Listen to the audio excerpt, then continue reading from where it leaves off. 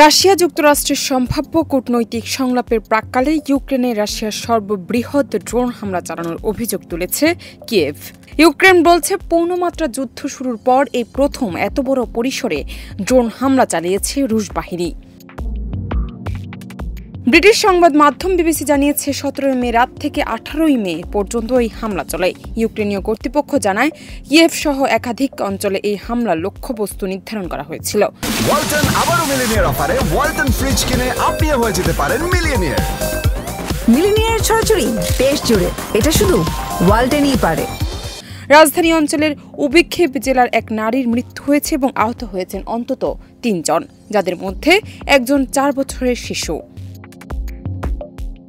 ইউক্রেনের বিমান বাহিনীর তথ্য অনুযায়ী রাশিয়া সর্বমোট 273টি ড্রোন ছুড়েছে। এর মধ্যে 88টি ভূপাতিত করা সম্ভব হলেও 128টি লক্ষ্যভ্রষ্ট হয় এবং বাকি ড্রোনগুলো উল্লেখযোগ্য ক্ষতি করেছে বলে দাবি করেছে ইউক্রেন।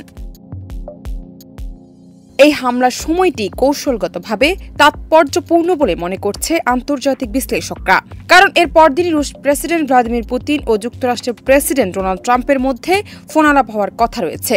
ট্রাম্প সম্প্রতি 1 মাসের যুদ্ধবিরতির প্রস্তাব দিয়েছেন এবং রাশিয়া তা না মানলে কঠোর নিষেধাজ্ঞার হুমকি দিয়েছেন।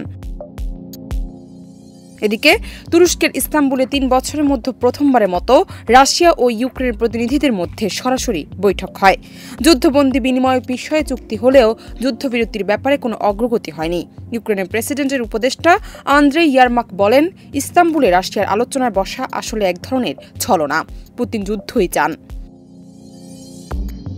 ইউক্রেনের গোয়েন্দা সংস্থা আরও আশঙ্কা করছে রাশিয়া হয়তো আন্তঃমহাদেশীয় ব্যালিস্টিক ক্ষেপণাস্ত্র উৎক্ষেপণ করতে পারে, যার লক্ষ্য হতে পারে কেবল মানসিক চাপ তৈরি করা। তবে রাশিয়ার পক্ষ থেকে বিষয়ে আনুষ্ঠানিক কোনো মন্তব্য আসেনি।